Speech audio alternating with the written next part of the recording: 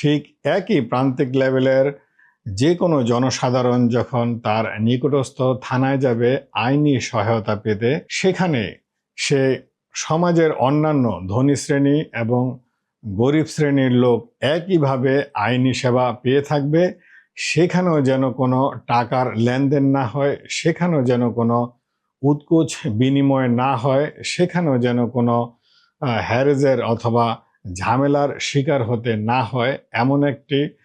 বন্দোবস্ত তৈরি করতে পারলেই জনসাধারণ মনে করবে যে হ্যাঁ,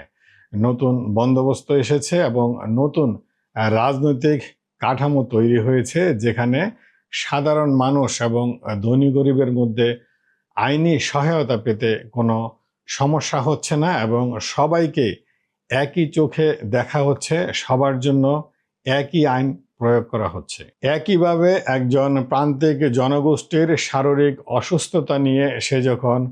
উপজেলা স্বাস্থ্য কমপ্লেক্সে